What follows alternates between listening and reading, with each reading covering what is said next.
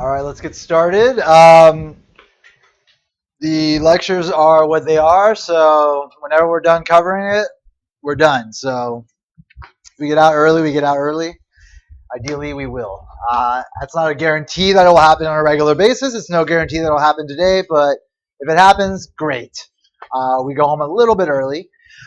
Just a brief thing I didn't mention. I bring these germ masks to class on a regular basis. They're always here. If you're experiencing cold or flu symptoms and you want to keep your fellow students from potentially getting contaminated, they're there. They're available to you. If you have somebody around you that has some cold or flu symptoms and you don't want to catch it, feel free to grab one of these. Don't be embarrassed about wearing it. Everybody understands, and people will thank you if you're the person that's sick. Anyway, it's there. Do with it as you will. It will always be there. Any questions pop up in your heads before I move forward about anything I talked about, anything about the course, etc.? Yeah. No, I do not. I just don't have time for that. So ultimately, if you're applying the theory in a way that makes sense to the case, no matter how complicated or simple it is, it'll be fine. So that's all I'm looking for. You can be as creative as possible in the way that you approach it. In my previous courses, we couldn't take our essays to the personal look at. We do that with you, though. Like, go to your office hours, be like, hey, this is just start. Well, ultimately, it's not that complicated, so it's not something that you should be unsure about. Let's just play it by ear. I generally don't have enough time to do that, but we'll see what happens.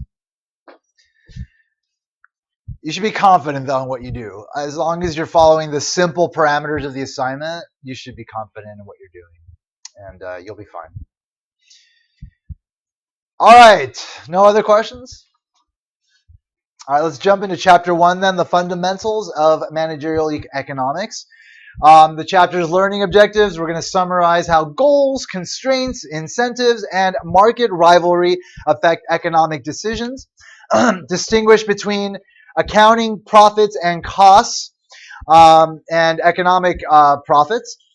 We'll explain the role of profits in a market economy. We'll apply what's called the 5 forces framework to analyze the sustainability of industry profits. Apply marginal analysis to determine the optimal level of a managerial control variable. So when we're talking about a control variable, it's any variable that a manager can have an effect on. So the amount of output they're going to produce is a control variable for a manager. We'll get in depth into all these things as we move forward through the lecture. Identify and apply 6 principles of effective managerial decision making. So as we move through, I'll identify the things you should be focusing on. It's generally going to be like the terminology, the language of this class, the principles that are emphasized from the theory, and then of course the models themselves and like the math that we cover. So I'll be very clear about what you should be focusing on throughout the entire course. So managerial economics in general is a valuable tool for analyzing business situations. So economics in general can be used to analyze the economy as a whole. You do that in macro. You've taken macro. But it can also be used to analyze the decisions of just one person and how that affects an economy. Also, how a firm affects an economy. And then ultimately, if you aggregate the behavior of individuals, individual households, and individual firms, then that is the economy. Their interactions manifest within markets, and the markets that they interact in are the economy. And so in this class, we'll take a much smaller perspective on the economic relationships that are important to managers. So we won't be talking about the macro stuff pretty much at all. It'll be very sort of like what a firm does in terms of their decision making to optimize their behavior, which will then sort of, generate the kind of insights that managers use to run successful firms. So billions are lost each year because many existing managers fail to use the basic tools from managerial economics to shape pricing and output decisions. So that's probably the biggest thing that's done by managers and is informed the most by economic theory is like the pricing and how much to produce because it varies based on how competitive a market is. Um, Also to optimize the production process and input mix. So what you're doing there is you're basically cutting costs by um, choosing the right amount of, what we generally categorize in two simple categories, labor and capital, the main inputs into production. If you choose the right amount, you minimize your costs. That means you maximize your profits because, again, because profits are the difference between your revenues, what you gain in the market by selling, minus the cost that you incur to produce what you're selling. Choose product quality. So, the actual product that you're going to produce, does it need to be of a particular quality? Well, that's going to depend on the competitive conditions of the market. Guide horizontal and vertical merger decisions. So does it make sense for a firm to merge with like firms? Does it make sense for firms to incorporate various components of the supply ladder into their firm? So, when you're talking about vertical mergers, you're talking about maybe incorporating the engine producer into like the final car manufacturer's firm, as opposed to buying engines separately from other sellers. Optimally design internal and external incentives. So we'll lightly touch upon this, but ultimately it's about aligning the incentive structure so that everybody in the firm is working towards the common goal versus, you have your manager that's trying to achieve one thing, whereas workers are just trying to work as little as possible, or managers are trying to work as little as possible while the firm owners want them to work in a very particular way in order to maximize their profits.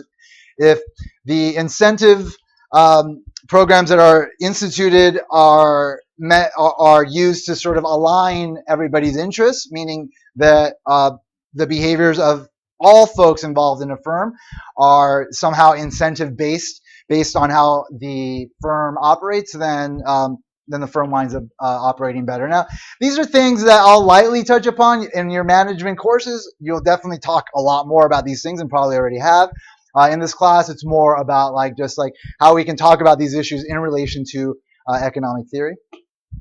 Managerial economics is useful for both Fortune 500 type companies as well as for nonprofit organizations. It can also provide useful insights into every facet of business and including the non-business world, such as household decision making. So these things have broad applications. It's pretty intuitive. Ultimately, it's about minimizing costs and maximizing profits, however that looks in whatever area that a firm is operating in or an individual is operating in, be it a household, be it a nonprofit organization, be it a Fortune 500 company.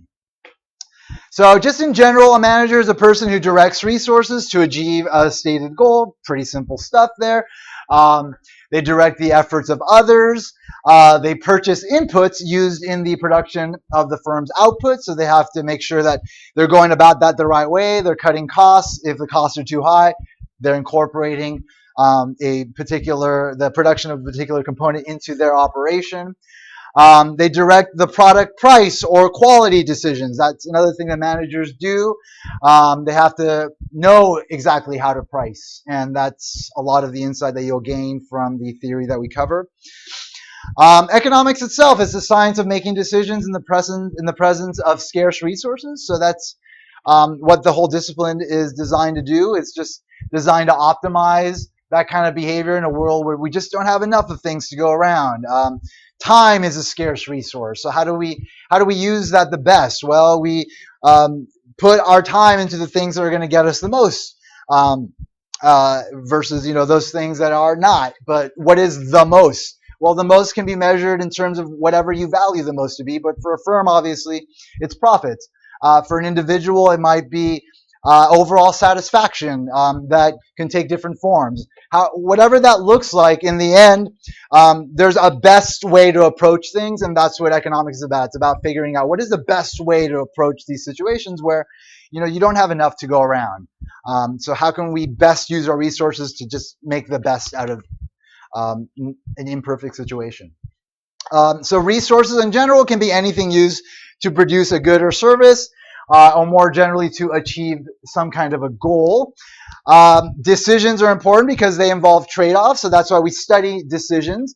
The decisions that we study help us to understand whether you do one thing versus another, or how much of one thing you should do. And in order to figure out any of those things out, you got to look at costs and benefits.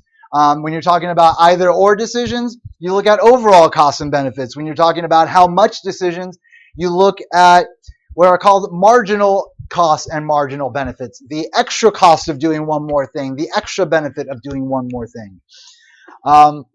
Like I mentioned, time is one of the scarcest resources. So that's always going to play a big role in this course as well as economics in general. Managerial economics itself is the study of how to direct scarce resources in the way that most efficiently achieves a managerial goal. So it's basically economics, but we kind of focus the ideas on how it best can apply to the field of management. Imagine that you are the manager of a Fortune 500 company that makes, let's say, computers. So one question you might have is, should you purchase components from other manufacturers or should you produce them yourself? How many computers should you purchase, and at what price should you sell them at? How can you ensure employees work hard and produce quality products? How will the actions of rival computer firms affect your decisions? Should you specialize in making one type of computer or produce several types? So the key to making good decisions is to know what information is needed to make an informed decision, and then to collect and process the data. So as far as like what you should be focusing on, you'll see like terminology that's highlighted in red. That's important stuff. The principles will also be highlighted in red. That will be important. The math that I do via the demonstration problems, that will be important. So you'll see a lot of stuff on my slides, but not all of it is stuff that you need to like know. It's just more of like contextual information to kind of broaden your understanding of like the language and the tools that we use in this class and economics in general to get us to the insights that are important. So the course is going to show you how to perform this important managerial function. So that's ultimately what the point of this course is. But it's easy to get lost in the details because we get very specific about our models and how they work, and like going through numerical examples to sort of deepen your understanding of the models, which then deepen your understanding of the insights. So it's easy to get lost in the details, but it's good to kind of try to hold on to like a bigger picture mentality when going through this course, understanding that it's all part of like a big system of ideas that is all interconnected, that all supports the the thriving managerial approach. All right, so let's talk about the economics of effective management. This course focuses on managerial decisions as they relate to maximizing profits, or more generally, the value of a firm. So in economics, we have a huge focus on maximizing profits, and sometimes folks criticize that, and they say, well, your focus is too narrow. Why are we just talking about profits? Well, when we're talking about business and how firms are valued, how a price is put on a firm, the value of a firm, it reflects what their profit streams are. Like, how much are they going to be making over the long run, from today up until however long their contracts are written. And those contracts, those profits, reflect the value of the firm. And so when we say that we're maximizing profits, we're actually talking about maximizing the value of these firms. So first, we have to understand 6 basic principles that comprise effective management. The first one is to identify goals and constraints. So knowing your goals allows you to identify which decisions you need to make. Constraints make it difficult for a manager to achieve goals.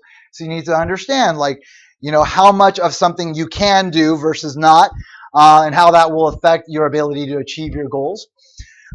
Another important principle, recognize the nature and the importance of profits. As I've already mentioned, profits define the value of a firm, and so they're important to focus on. But when we're talking about profits, what are we talking about? So the distinction between economic versus accounting profits is important both in this class and in business in general. So accounting profit is the total amount of money taken in from sales, which is the total revenue. Revenue is the price that you charge for something times the amount you sell of that thing. So that's your revenue. Minus the dollar cost of producing the goods and services. So just the explicit costs of producing. You've paid your workers a certain amount of money. You have to pay a certain amount of money for the machines you use and for the the inputs into your production process, like the components of the machine you're building, whatever. Those are the explicit costs that you subtract from your revenue, and that will get you the accounting profit. It's a standard way to measure profit that accountants use that you've studied in an accounting course. But in economics, we look at profits differently. We look at the economic profit, and the economic profit tends to be smaller than accounting profit because we're not just looking at the explicit costs, we're also looking at the implicit costs of production of whatever. So economic profit is the difference between the total revenue and the total opportunity cost of the firms, of producing the firm's goods and services. So the opportunity cost is the sum of both the explicit cost and the implicit cost. So for you guys in college, you're in college, you're paying your tuition, you're paying your books, you're paying your rent to live around campus. Those are all your explicit costs. But you also have implicit costs of being in college. Because you are here, you are not earning money at a job. And so you are giving up that money to be here, so that is an implicit cost of you being here. So to identify your economic profit, we would subtract both these explicit costs as well as the implicit costs, which together are what are called the opportunity costs. Opportunity costs are costs that include both explicit, the accounting cost of resources, and the implicit cost of giving up the next best alternative use of a resource. So in general, implicit costs can be hard to measure unless you kind of understand where to look. And so managers can easily overlook them, but you shouldn't. You shouldn't overlook them. It's important because, again, if you're doing one thing, you're not doing something else, and you have to take that into consideration.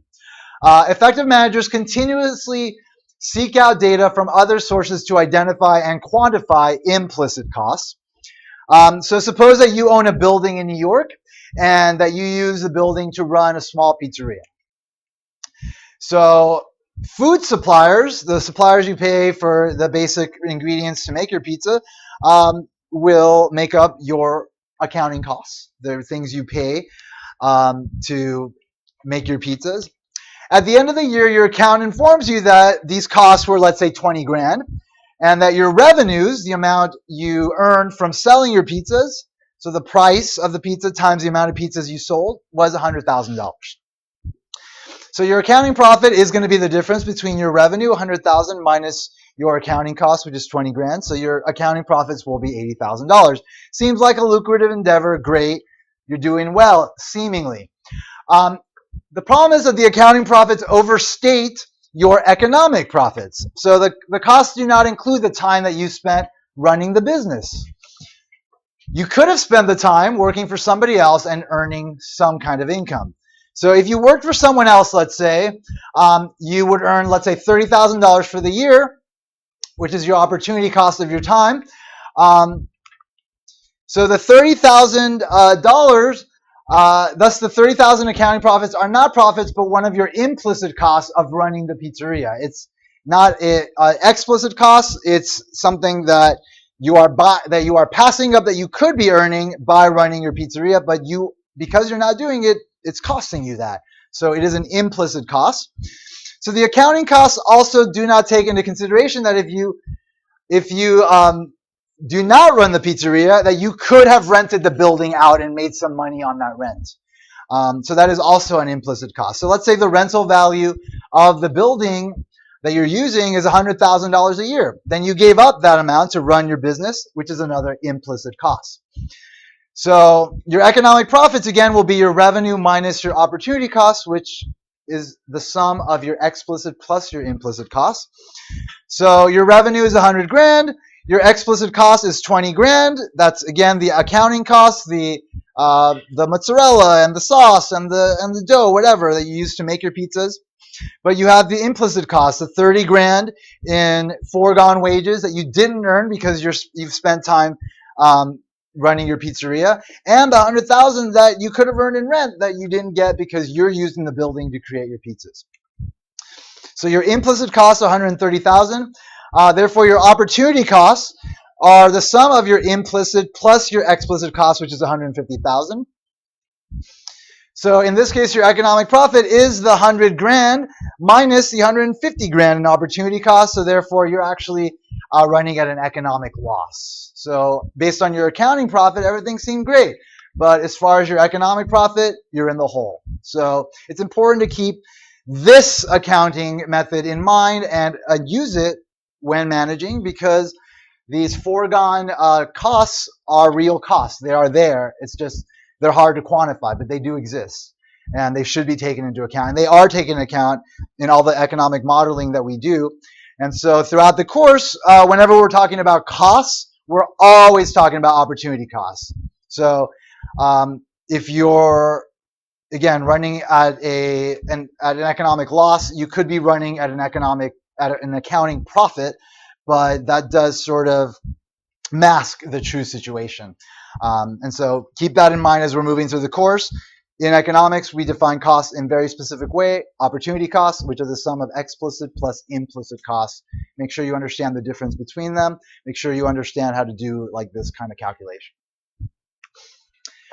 All right, let's talk about the role of profits and how important they are to business. So profits of businesses are a very strong signal to society where the scarce resources should be allocated. So you've got, these investors throughout the world. They've got all this money. They're trying to put their money in the place that's going to get them the greatest amount of profit. So if there's an industry that's making profit, then that is a signal to the resource holders that they should be investing in that industry. If they're not, then they're giving up that amount, and it becomes an implicit cost to them. So when profits of companies in an industry increase, the opportunity costs to the resource holders, the investors outside the industry, go up. This induces new firms to enter the markets in which economic profits are available. As more firms enter the market, if you remember your supply and demand, supply increases. And when your supply increases, then economic profits will decline. All right, let's talk about this thing called the 5 forces framework and industry profitability, sort of like the 5 main things that act upon a particular industry's profits. So many interrelated forces and decisions influence the level, the growth, and sustainability of profits. Throughout the course, we'll examine a variety of business strategies designed to enhance your prospects of earning and sustaining profits. The 5 forces framework organizes many complex managerial economic issues into 5 categories or forces that impact the sustainability of industry profits. So again, we're talking about the level, growth, and sustainability of industry profits. The first force that is mainly acting upon it is entry. How easy is it for other firms to enter and exit the market? If it's really easy for them to enter and exit the market, they can easily set up shop. It's easy for them to get the machinery, the skills, everything they need to become a competitor, then obviously that's going to lower profitability for you because there's going to be more competition. But let's say there are barriers to entry. Let's say a firm has a patent on a particular type of machine that's used to create a particular type of computer that nobody else can create. Then they've cornered the market on that. They have a monopoly on it. They can charge super high prices, and nobody's going to come in and take those profits away because nobody has the ability to produce the same computer. So again, entry conditions are super important to the level, the growth, and sustainability of industry profits. Entry heightens competition and reduces the margins of existing firms, as I mentioned. All right, another one of these forces, 5 forces that affect the level, growth, and sustainability of industry profits is the power of the input suppliers. So whenever there's production, there's going to be final goods and services, the things that are produced to the end user, the people that buy them, the public consumers. But those firms that create these final goods and services often have to buy their inputs, also known as intermediate goods, from other suppliers. And if these suppliers have a lot of leverage because maybe they're the only supplier of a particular input, then they're going to be able to charge high prices. If they charge high prices, then your profits will go down. Another one of the five forces is, of course, the power of buyers. So industry profits tend to be lower when buyers have the power to negotiate favorable terms. So it depends on how many buyers there are for the thing that you are selling. If there's a ton of buyers and they compete amongst each other and they don't have much leverage. If there's only one or two buyers that buy your stuff, then it's easy for them to impose upon you the fact that if without them you wouldn't be selling anything, and therefore that will affect the price that you will be able to sell to them, and that will affect your profits. Industry rivalry. How competitive is the industry? I already mentioned how barriers to entry are important to determine how competitive an industry is. So industries with high concentration, let's say there are some barriers to entry, not necessarily a patent, but let's say you need a lot of like high setup costs. Like it costs a lot for you to set up the infrastructure to start producing. Only a certain amount of investors will be able to set up that kind of operation. And so because of that, whenever there are high setup costs, it means that on average, as they produce more and more, as they get really big, their cost to produce will go down because the average cost per production will be spreading out those initial setup costs. And so it'll cost them less each individual unit that they produce to produce in the prior one. And so they wind up producing at a huge scale because the individual cost per unit is going to be low, which means the profit will be high per individual unit they sell. The problem is that if you can't compete with that as far as like setting up the operation as large as them, then your individual cost per unit will be higher than theirs because you will not have the ability to kind of spread out these costs and in the scale that they do. And these are things that we're going to talk about in really fine detail later. So it's a little bit abstract now. Just kind of take the general idea in without thinking too much about the details because we will talk about the details, believe me. But that is a barrier to entry. It's called increasing returns to scale when you are able to sell your units at low prices because of how big you are. Generally, when you have that kind of barrier to entry, you will have high concentration, meaning that there will be a few firms that will have most of the market share, meaning most of what is sold in the market will be sold by those few firms. And that is what we mean when we say high concentration. The market share is concentrated in a few hands, in a few large firms. When that happens, you tend to have higher, more sustainable profits because, again, there are barriers to entry. It's hard for people to compete against you, and you wind up doing better overall. And then finally, the availability of substitutes and complements to what you're selling. So if you remember from your econ courses, substitutes are items that can substitute for the good that you're selling. And a complement is a good that complements the good you're selling. So peanut butter and jelly are complements. People tend to buy more peanut butter when the price of jelly goes down because they complement each other. They buy them together. So the level of sustainability of industry profits also depends on the price and value of interrelated products and services. If the price of a complement goes up of something you're selling, then people are going to buy less of your thing as well because they're not going to be able to buy as much of the complement. If the price of a substitute goes up, they're going to buy more of your thing because the substitute for your thing is now more expensive, so they're going to substitute away from that to your thing, which is cheaper. All right. Another important principle of effective management is understanding incentives. So changes in profit provide an incentive to resource holders to alter their use of resources. So again, like if profits are going up in an industry, that means the opportunity cost is going up of not investing in that industry for the resource holders. And that means that the incentive has gone up for them to invest in that industry. Within a firm, incentives affect how resources are used and how hard workers work. So you have to be realistic about it. Like, um, if you think that a worker's wages are an incentive for them to work, then that's not really the right approach, because the fact that they're working by definition comes with them earning wages. And so that's not necessarily an incentive for them to work harder. It's just the reality of them being a worker. So it's important to sort of align what they're doing with the interest of the company, which is profitability. So somehow try to tie their performance into profitability and have them benefit from profitability in order to then have everybody kind of working for the same purpose. So to succeed as a manager, you must have a clear grasp of the role of incentives within an organization, such as a firm, and how to construct incentives to induce maximal effort from those that you manage. Developing a mechanism such that if the employee does what is in her or his own interest, she will then do what is in the interest of the manager. We're not going to go too far into these ideas, because these are ideas that are fleshed out more in your other courses, but we'll lightly touch upon them. Another important principle to effective management is to understand markets. Like, understand that there are different types of markets. There are very competitive markets. There are markets that are not competitive at all, monopolies. There are oligopolies, where you have a few large firms, like we were talking about earlier, that have high concentration that dominate the market.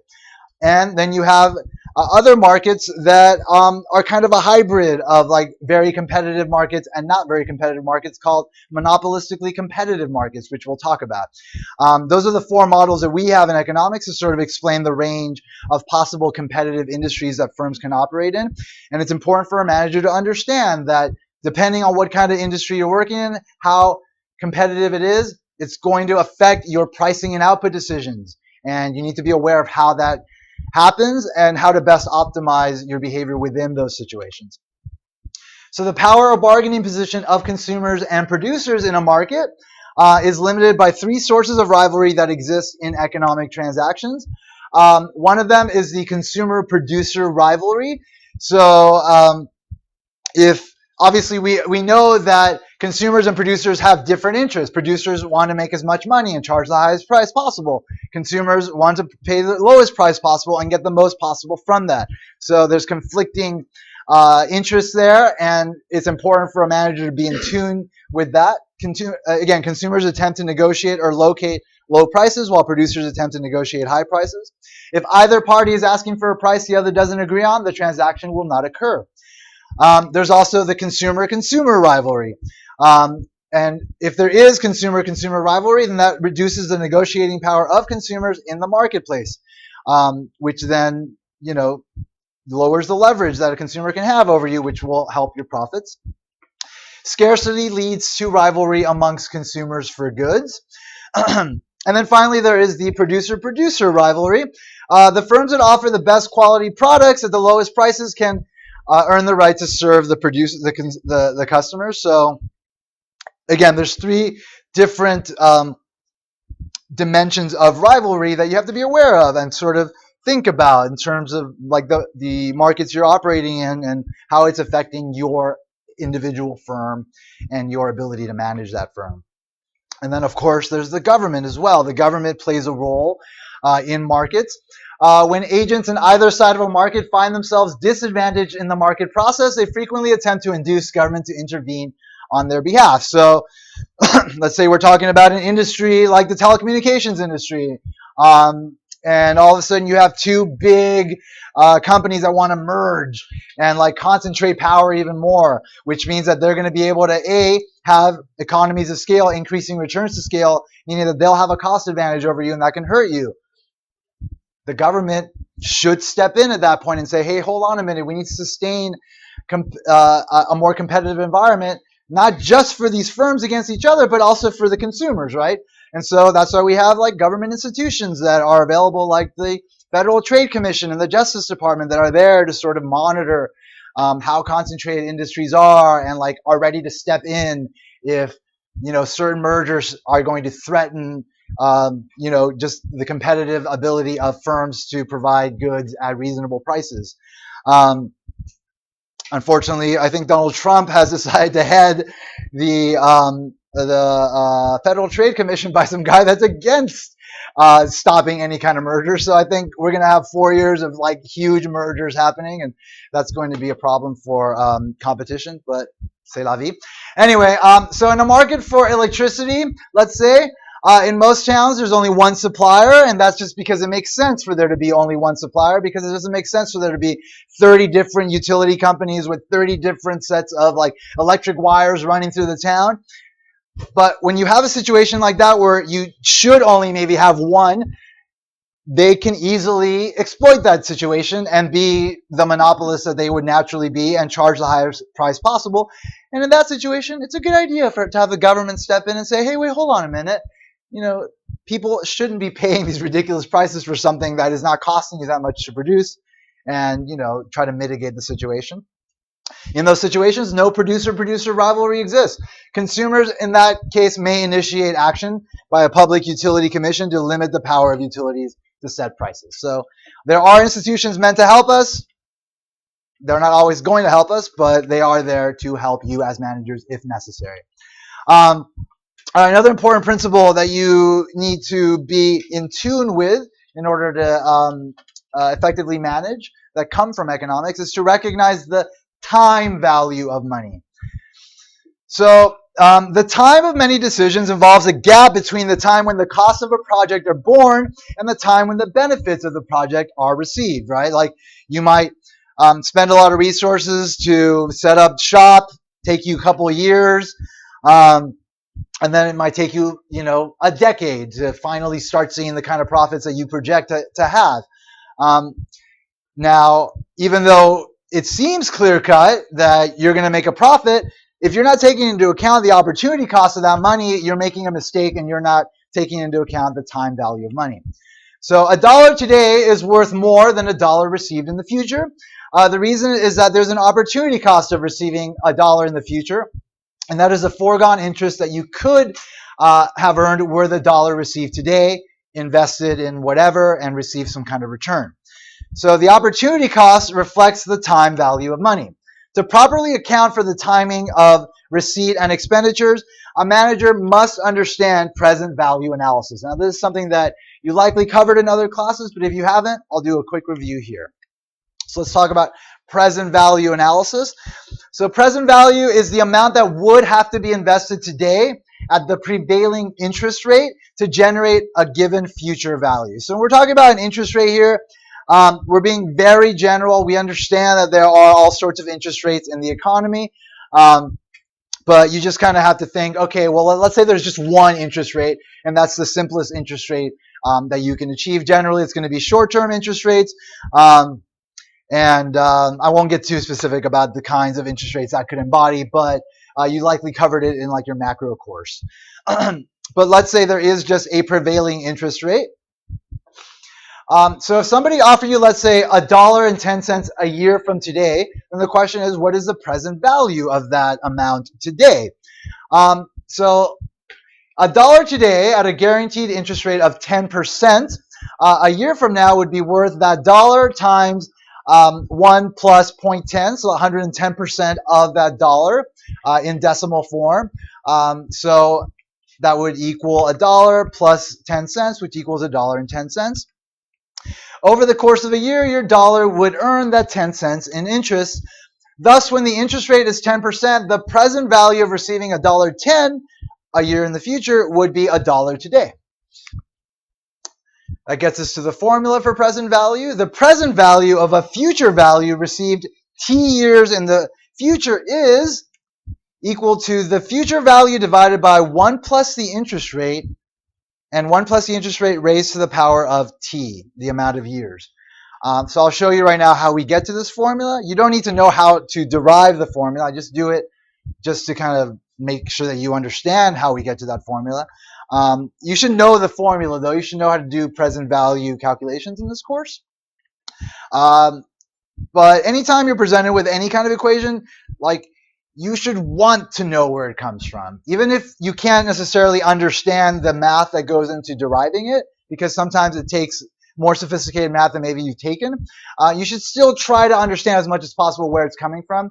So I partly try to do that for you, but again, I will tell you when I expect you to know something versus not. I expect you to know this formula. I don't expect you to know how to derive it, but I'm going to show you how to derive it right now. So again, I is the interest rate, and that represents the opportunity cost of the funds. So to explain the formula, and this is like the derivation, you don't need to know it, but I'll just show it to you.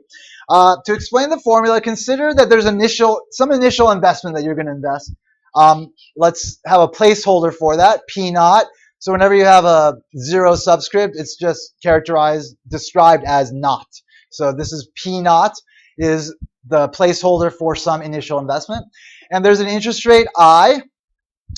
And let's say it's compounded annually. So at the end of each year, you get a certain amount, and then that amount again is added to that amount plus the interest rate, and then times the interest rate, and then over time it compounds. So it grows according to the simple rule that at the end of each year, the amount I times S is added to the investment, where S is the value of the investment at the end of the previous year. If we let S of t denote the value of the investment after t years, then initially S of 0, 0 being today, the initial time period, is going to equal just the value of what you're investing, P naught. So you invest that amount. S of 1, the value of your investment after 1 year, will equal P naught plus the interest rate times P naught. So from this expression here, you can factor out P naught. So you factor that out and you're left with P naught times 1 plus I. So that is the value of your investment after 1 year. Second year, at the end, you started the year with P naught times 1 plus I, and then you added P naught times 1 plus I times I, this amount times the interest rate. So here we've got a common factor again. It's P naught 1 plus I. We factor that out, so you have P naught 1 plus I times 1 plus I. So you have P naught 1 plus I times 1 plus I, which equals P naught 1 plus I squared. So another thing before I move forward, just like don't be intimidated by like notation. It can get messy, and all it requires is for you to just pay attention to it.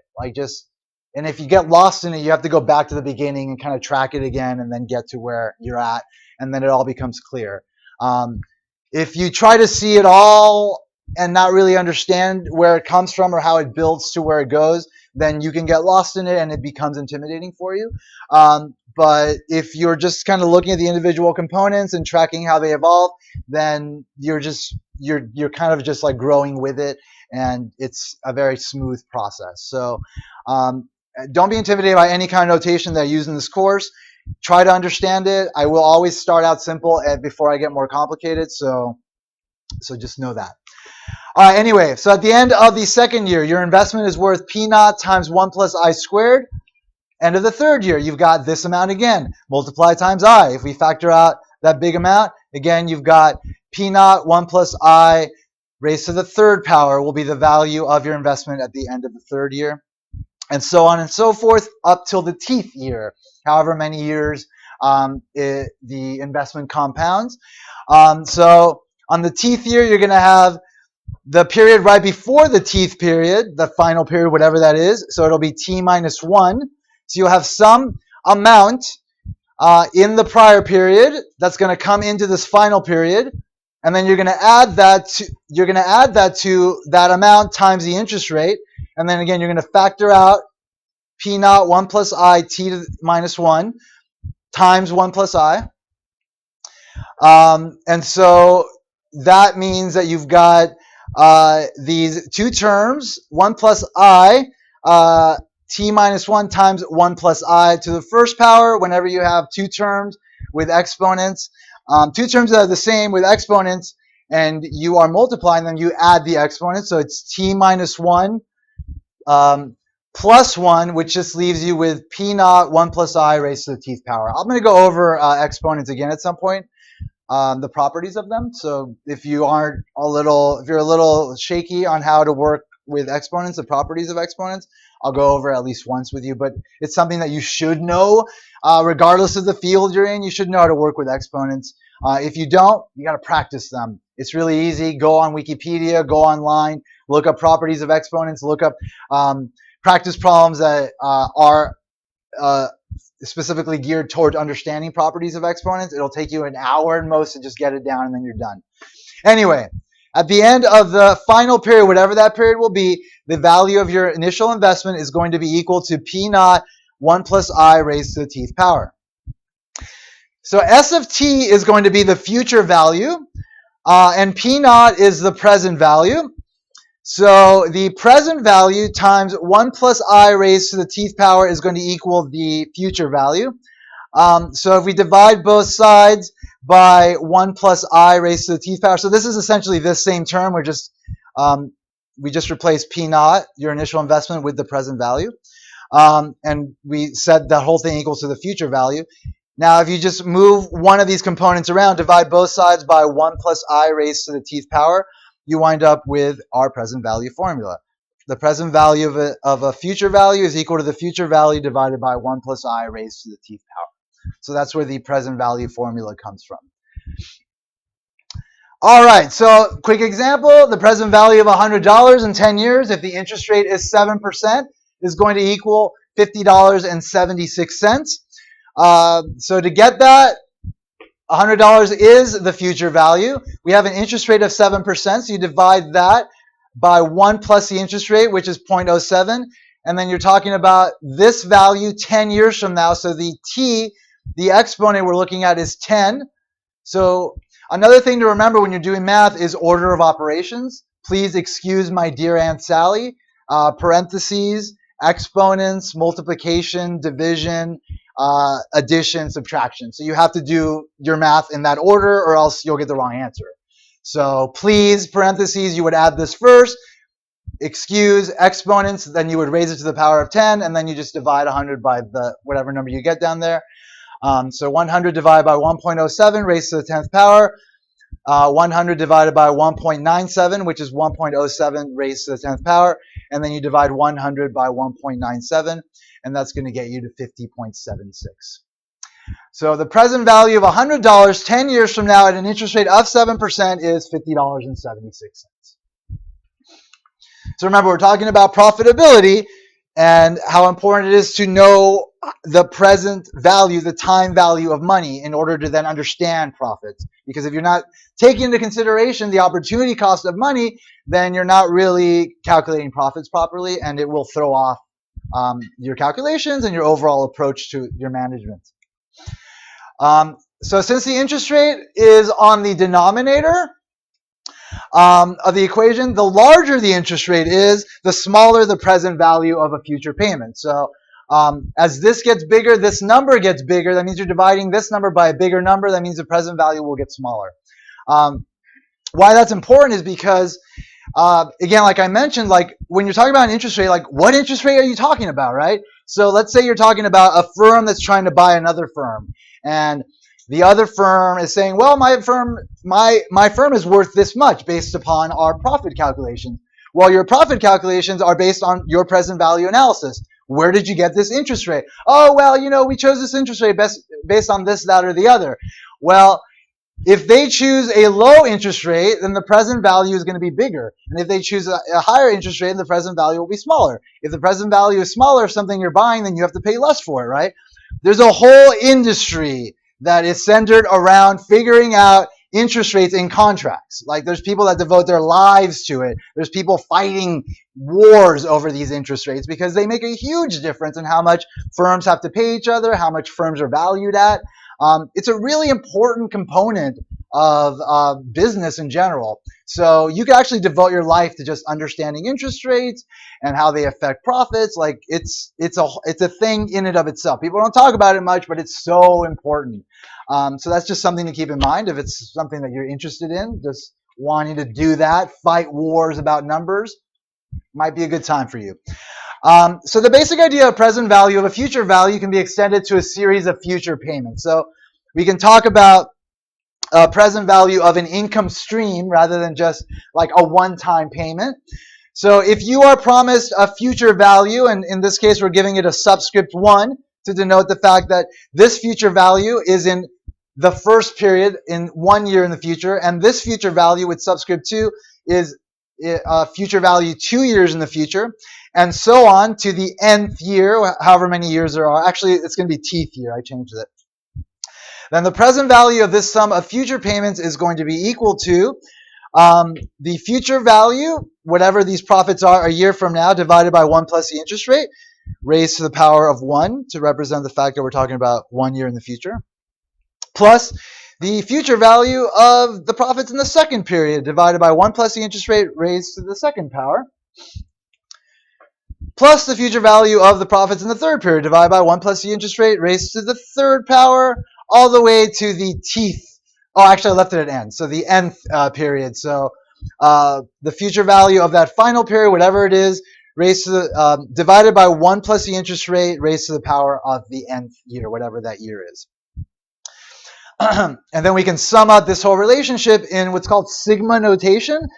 Sigma notation is just a way to sum up a large expression like this. This sigma sign just represents the fact that you're summing things up. You're adding a bunch of things together. And they're all the same, but they're changing based on just one thing, the variable t here, which is also n here. It's the same thing. So let's say we're talking about period 1 all the way to period n. So this down here denotes the fact that we're starting in the first period, and n up here denotes the fact that we're ending in the nth period. And so we're going to add this term up over that many periods. So from period 1 to period 2, from period 3, all the way to period n. So that's what this means, reflecting this relationship here. It's just a way to sum up complex expressions in math. So this is the formula for a present value of a stream. So that gets us to then net present value, the present value of the income stream generated by a project minus the current cost of the project. So you're gonna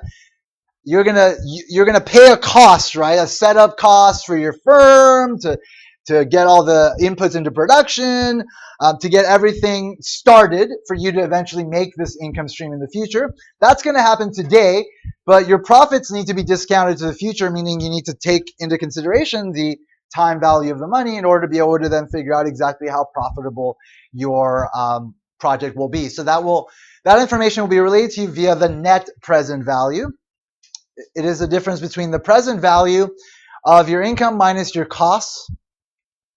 So if the net present value is positive, then a project is profitable because the present value of the earnings from the project exceed the current cost of the project. So if you're trying to figure out, should I do this or not, you look at the net present value. If it's positive, it's a profitable project. Go forward. General formula here for net present value. Suppose that by sinking C0 dollars into a project today, a firm will generate income of FV1, 1 year in the future, FV2, 2 years in the future, and so on for n years. If the interest rate is I, the net present value of the project is going to equal, again, the future value discounted to the present, meaning future value 1 divided by 1 plus the interest rate raised to the first power, plus the future value 2 divided by 1 plus the interest rate raised to the second power, third all the way to the teeth. So this is the present value of the income stream minus the costs that are borne today. That will get you the net present value.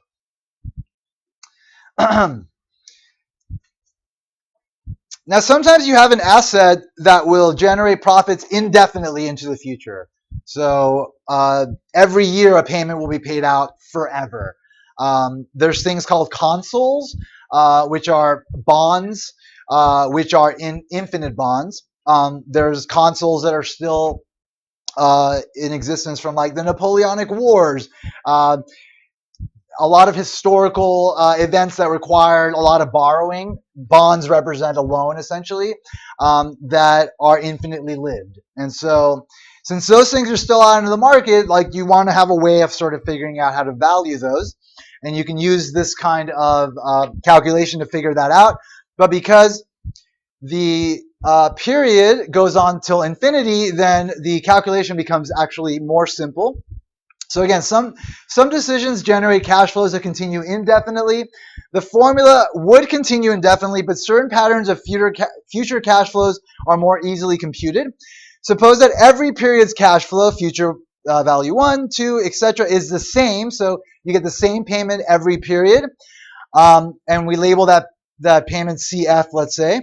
Then the present value in perpetuity of this asset forever is just going to equal that individual payment that's made every single period divided by the interest rate. So that will give you the value of this perpetual asset. So examples of such assets include perpetual bonds and preferred stocks. Perpetual bonds also fall, the console that I mentioned also falls within the perpetual bond category. Each of these assets pays the owner a fixed amount at the end of each period indefinitely. But if the asset is being sold, you need to figure out how to price it, and this is how you price that kind of asset. Present value analysis is also useful in determining the value of a firm. As I mentioned, firms are valued by the value of their profits. So the value of a firm is the present value of the stream of profits that are cash flows generated by the firm's physical, human, and intangible assets. In particular, let's say you have some profits. So in economics, we use pi, the symbol pi, to represent profits. So whenever you see pi in this class, we're talking about profits. We're not talking about like the pi that you use to figure out circumference and area of circles. We're talking about profits. So P naught is the firm's current level of profits, and I'm sorry, pi naught is the firm's current level of profits, and pi 1 is next year's profits, and so on. Then the value of the firm is equal to the profits today, the profits tomorrow, a year from now, discounted to the present by dividing it by 1 plus the interest rate raised to the first power, plus, again, profits 2 years from now, divided by 1 plus the interest rate raised to the second power, third, and however long. So the value of a firm today is the present value of its current and future profits. And if you're not calculating profits that way, you're not valuing firms properly, which is a mistake.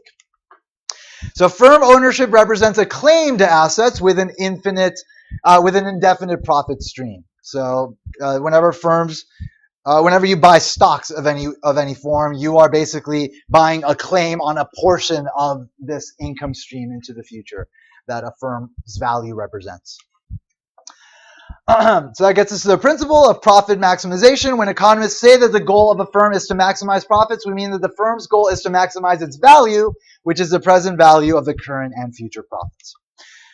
Beyond the scope of this class is learning the actual more complicated formulas used by Wall Street analysts to value firms. So there are more things incorporated into these calculations. You have to take into consideration other things such as growth rates of interest rates, growth rates of profits, other things that complicate what we just did, but at the heart of it, what we just did is what represents the approach to understanding present value analysis. So for this class, for the purposes of this class, the simple calculations we did are sufficient, and you should be able to do that.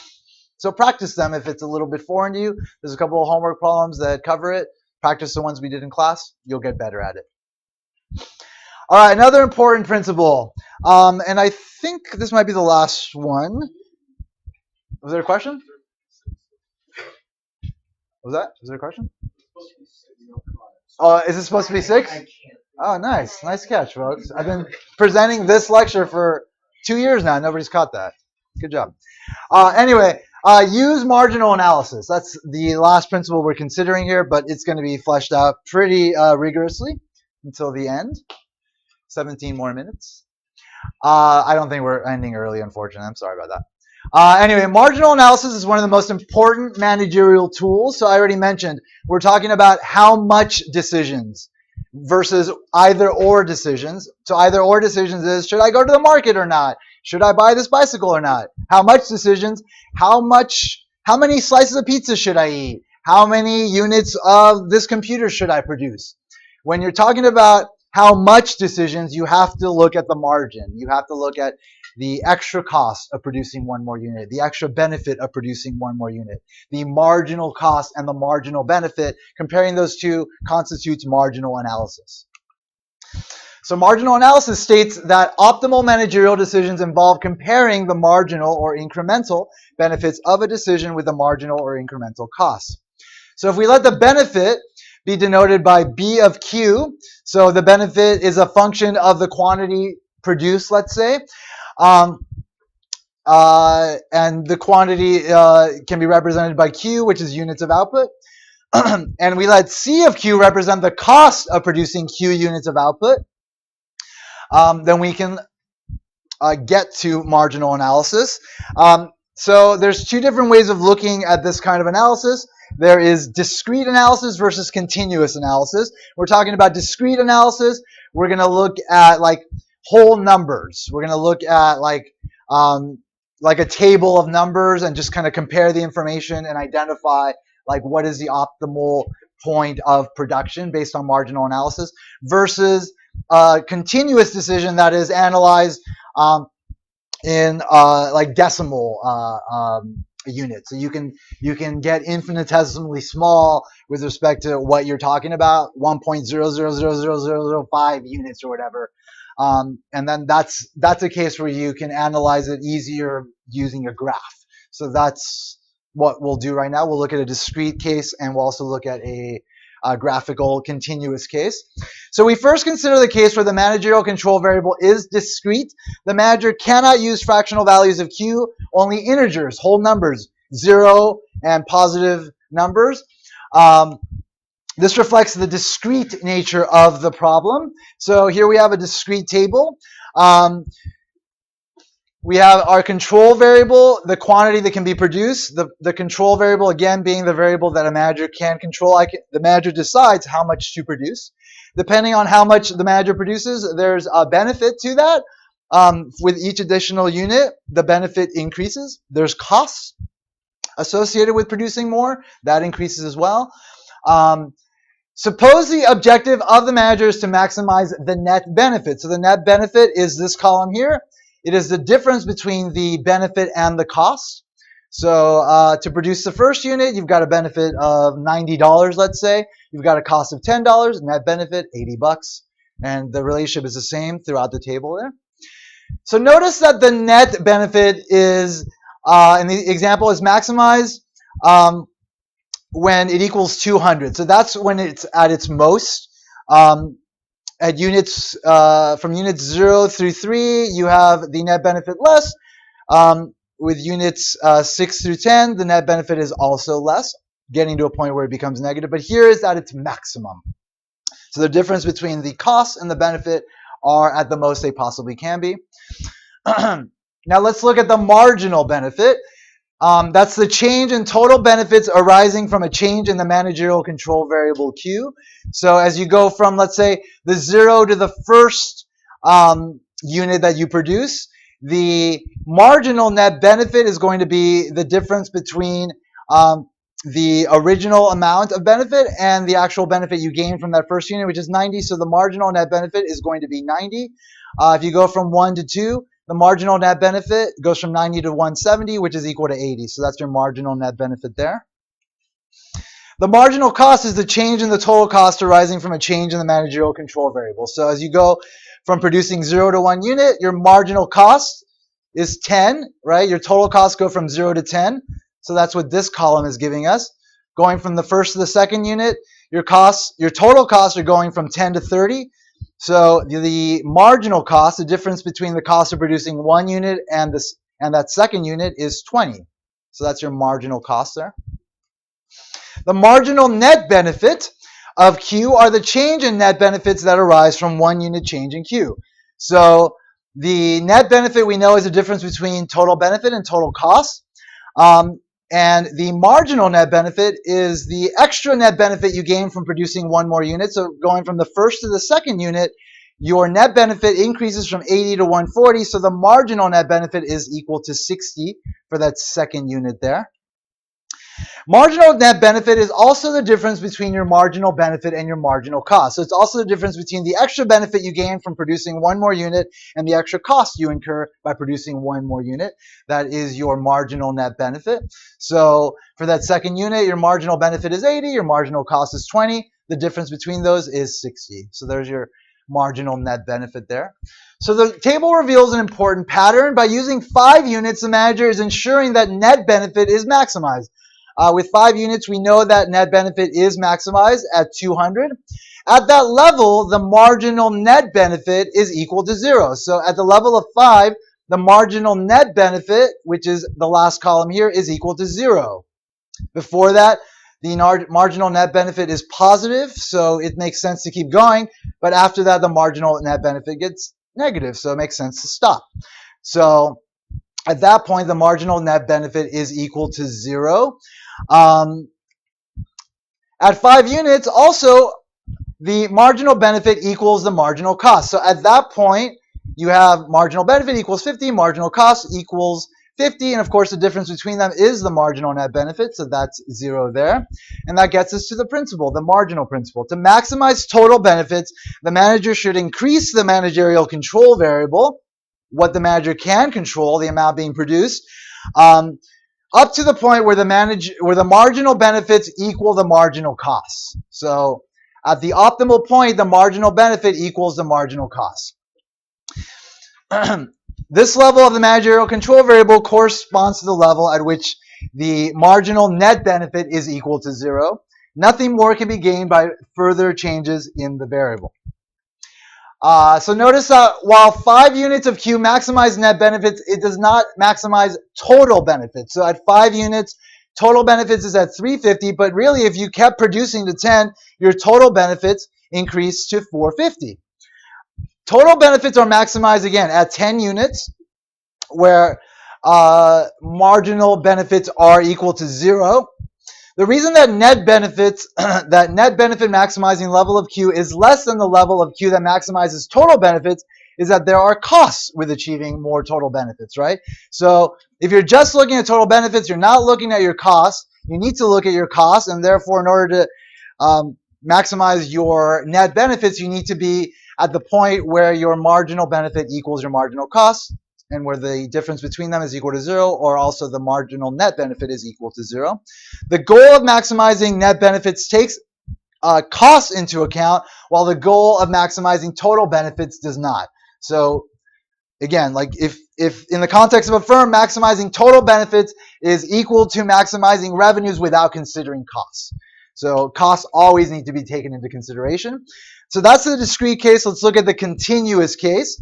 The basic principles for making decisions when control variables are discrete apply also to continuous cases. So the figure depicts the total benefit and total cost of using different levels of Q. The firm can produce fractional units. So here is our benefit. It's increasing and then it starts to decrease. And here's our cost. It's increasing there. The net benefit is maximized at the point where the difference between the benefit and the cost is at its greatest. So again, the difference between these two is the net benefit, and that difference is greatest when the two lines are furthest apart from each other. The slope of BQ, so the change in Q with respect to the change in benefit, so the change in X with respect to the change in Y, your standard slope. In this case, X is quantity, and when we're talking about benefit, Y is benefit. So benefit is being affected by quantity. The slope of this line is equal to, in math, we use the triangle to represent change. So the change in benefit over the change in the quantity, the slope of the benefit curve is the marginal benefit. So the point that we're looking at here, which maximizes net benefit, if you look at a tangent line, a line that's just touching that point, the slope is going to equal the marginal benefit at that point. The slope of CQ is equal to the change in the cost with respect to the change in the quantity, and that is the marginal cost. So the slope of the cost curve is the marginal cost, the extra cost incurred by producing one more unit. At that point that we're looking at, that again constitutes the optimal point, the slope is equal to the marginal cost. And at this point where the curves are furthest away from each other is the point where the slopes are equal. So marginal cost equals marginal benefit, which is the same principle that underlied the optimal behavior in the discrete case. It's just graphically you can represent that by the point where the slopes are equivalent. The marginal cost and the marginal benefit are equal. So this is just another way of saying that when net benefit is maximized, marginal benefit equals marginal cost. So don't worry too much about this stuff as far as like maybe it's seeming foreign to you. Make sure you go over it again several times outside of class, but we're going to go over a lot of this stuff as the course moves forward, but I do expect you to understand it in the way it's presented in this chapter. All right, so this figure represents the distance between the two curves, the cost and the benefit curves. Initially, it was small, it got bigger, and then it got smaller again. So that's why the curve goes up and then goes down. So it represents the net benefit, represented as N of Q, the difference between benefit and cost. It also represents the vertical distance between B and C in the previous figure. Again, the net benefit is maximized when the distance is greatest. So it's going to be the point where the curve is at its highest. The slope of this net benefit curve is the marginal net benefit, that last column we looked at in that table. As you remember from calculus, whenever a curve is at its maximum, its slope is equal to 0. And so when the net benefit is at its greatest, the marginal net benefit is equal to 0, as it was in the discrete case. The slope of this line at this point, the tangent line to this point, the marginal net benefit is equal to 0 at the highest point for the net benefit curve. This last figure depicts the marginal cost. So we've got the marginal cost here, the slope of that cost curve that was always increasing. This is just plotting that slope as you're moving, as you're increasing the quantity. Here's your marginal benefit. Again, it's tracking the slope of that benefit curve. As we move from left to right, it was decreasing. And then the difference between these two is big at first, and then it gets smaller. So the marginal net benefit is what the difference between these is what this line represents. And it's basically just plotting the difference between these two curves. First it's big, then it gets small, and eventually it gets down to negative. So at the level of Q, where the marginal benefit curve intersects the marginal cost curve, marginal net benefits are equal to 0. So at the point where your marginal cost is equal to your marginal benefit, that's where your marginal net benefit is equal to 0, again corresponding to the pattern that we saw in the table for the discrete case. The level of Q that maximizes net benefits is going to be the level of Q that's represented by this point here. Throwing all three of them together, it gets us to the marginal value of curves at the slopes of the total value curves, this principle. It's all the same thing. I'm talking about the same thing. Don't get confused. It's all the same thing. Everything from the table is the same thing. It's just, again, we're talking about a table versus a graph of like these numbers, just, you know, thinking about all the fractional values that could exist between them. But it's all the same thing. The relationships are the same. This is all meant to just build the intuition you need to understand the relationships in the way that we study them in this class. So again, up here, marginal, here's your benefit, here's your cost. The biggest distance between them represents the best point of production, where marginal benefit equals marginal cost. So that's the point where your net benefit is at its maximum, where your marginal net benefit is equal to 0, which is also represented by this point here, which again corresponds to the point where marginal cost equals marginal benefit, like up here where the slopes are equivalent. So in particular, the slope of the total benefit curve at the given Q is the marginal benefit of the level of Q. The slope of the net benefit curve at a given level of Q is the marginal benefit of that level of Q. This last section just basically says when it comes to incremental decisions, when you don't have exact numbers that are going to get you to the marginal benefit of something being equal to marginal cost, then essentially you should stop before the marginal benefit is less than the marginal cost, even if they're not equivalent. Just stop at the point where marginal benefit is greater than marginal cost. That's what this talks about here. Incremental revenues, incremental costs. And then finally, this last section just basically talks about how, like, in this class, the theory that we talk about, it's not something that's intuitive. It's not things that you can just come up with on your own. It's things that have been developed over time by economists, and therefore it requires you to spend a lot of time repeating your exposure to them in order to get them down and do well in a class like this. And that's what this last section talks about. So that essentially covers the first chapter. Congratulations for getting through the first day. It's been a pleasant experience for me. I hope somewhere in there, it was for you as well. Have a good week, but wait. So we're done with chapter 1, right? So I am going to open up a homework for it and a mini paper as well. But the first 3 weeks, because people add and drop, nothing will be due. So everything will be due the end of the 3rd week. So you'll see these things available to you. You can start working on them if you want, but they will not be due until the end of the 3rd week. Have a great night. I'll see you next week. If you need to, if you are not registered for the course, yeah, you got to sign in if you stayed the whole class. Thank you.